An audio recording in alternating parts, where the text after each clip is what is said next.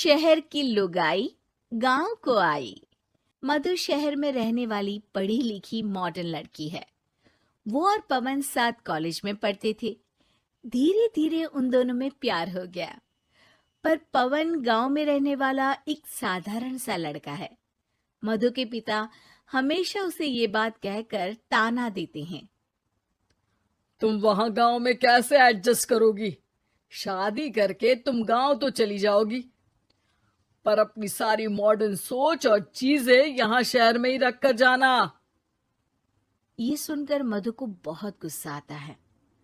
तो क्या हुआ अगर वो लोग गांव के हैं?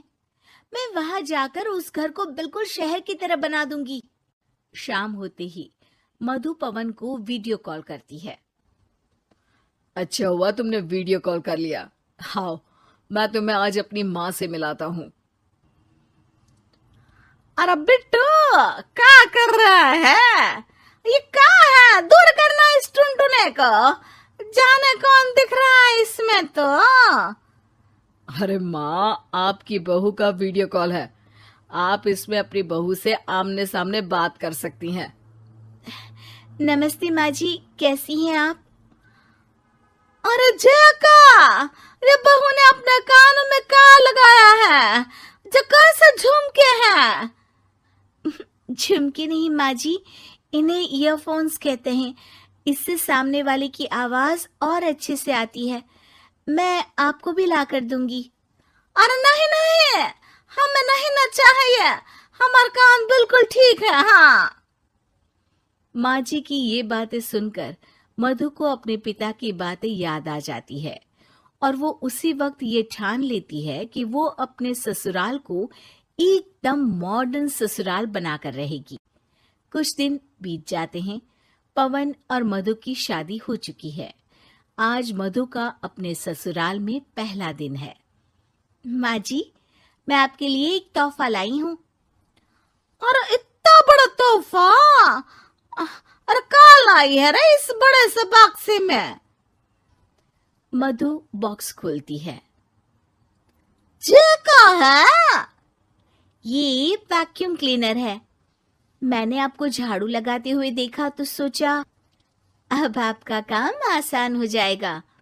अरे वाह बहू वाह, तूने मुझे झाड़ू लगाते हुए देखा तो तू मेरा हाथ से झाड़ू लेकर खुद भी तो लगा सकती थी ना। पर नहीं, तूने तो जे मशीन लाकर मेरे हाथ में दे दी कि यह काम हमेशा मैं ही करूं। ये आजकल की शहरी छोरियां बिल्कुल नहीं बदलेगी। मधु को मन ही मन गुस्सा आता है, पर फिर भी अपना गुस्सा भूलकर मधु माजी को वैक्यूम क्लीनर इस्तेमाल करना सिखाती है। अगले दिन मधु सुबह उठती है तो ये आंगन में से कैसी आवाजें आ रही हैं? मधु दौड़ती दौड़ती आंगन में जाती है और देखते ही चौंक जाती है। अरे माँ जी, ये आप क्या कर रही हैं? और वो क्या है ना, सुबह मैं जब कुएं से पानी निकाल रही थी तो मेरे कान की बाली उसमें गिर गई थी। तो ये तेरा वैक्यूम ना सारी चीजें अपनी तरफ खींच लेता है ना, तो मेरी बाली भी तो निकाल ही देगा। उसी की कोशिश कर रही हूँ, पर न जाने क्यों अब ये चालू ही नहीं हो रही तेरी मशीन। अब वो चालू होगी भी नहीं। पर अब कुएं में से पानी निकाल क्यों रही थी? अरे कमाल करती हो ना बहू। पीने के लिए पानी क्या तेरे मायके से लाऊं मैं? अरे कुएं से ही तो निकालना पड़ता है। हाँ, पीने के लिए पानी, और वो भी कुएं से। मधु दिमाग लगाती है और थोड़ी ही देर में घर में वाटर प्यूरिफायर लगवा देती है। ये देखिए माँ जी, इसमें बस एक बार पानी भर देंगे तो नल में पानी साफ होकर बाहर आएगा। अरे वाह रे बहू, ये तो बहुत ही बढ़िया चीज है। रात हो जाती है। मधु जैसे ही प्यूरिफायर का नल चालू करती है तो वो अचानक से फट जाता है और सब जगह पानी पानी हो जाता है। अरे ये क्या हुआ? ये क्या हो गया? मैंने तो बस इसमें उबला हुआ पानी डाला था, ये इतनी जल्दी खराब हो गया। अरे ये सारी शहरी चीजें सब ऐसी ही होती है कबूरी। क्या आपने इसमें उबला पानी डाला था? हाँ तो फिर पानी तो तभी साफ होगा ना जब उसे उबालेंगे। ये मशीन का कोई जिन है जो हमने जो बोला वो कर देगी है? मधु को बहुत गुस्सा आता है। इस तरह तो मेरा अपने ससुराल को मॉडर्न बनाने का सपना अधूरा ही रह जाएगा। नहीं, मैं इस तरह से हार नहीं मान सकती। थोड़े ही दिन में मधु पूरे किचन को मॉड्यूलर किचन में बदल देती है। अरे वाह बहुआ, इतनी सारी अलमारियां! माँ जी मॉड्यूलर किचन देखकर बहुत उत्सुक हो जाती है। ये बक्सा का है? बहू ने शायद गलती से इसे यहाँ रसोई में रख दिया है, पर है तो ये बहुत ही बढ़िया। अगले दिन सुबह,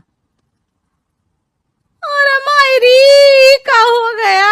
मैं तो बर्बाद हो गई, मेरी सारी पूंजी जलकर राख हो गई। हे राम, अब मैं क्या करूं? माँ जी की रोने की आवाज सुनकर मधु दौड़ी दौड़ी किचन में आती है और इतना धुआं देखकर घबरा जाती है। ये सब कैसे हुआ माँ जी? ये आग कैसे लगी? ये सब तेरा इस मॉड्यूलर किचन की वजह से हुआ है, और ऊपर से तूने तिजोरी जो रसोई में रख दी थी, मैंने जैसे ही अपने गहने और पैसे इसमें रखे और बाहर से इस ताले को घुमाया, ये तो 5 मिनट में ही आग बबूला होकर फट गया। अरे माँ जी, ये तिजोरी नहीं है, ये तो माइक्रोवेव है। इसमें गहने नहीं रखते, खाना गर्म करने के लिए होता है ये। और ये जो आपने घुमाया ना, ये ताला नहीं है, आपने इसके टेम्परेचर को फुल कर दिया, इसलिए ये फट गया। माँ जी और जोर जोर से रोने लगती है।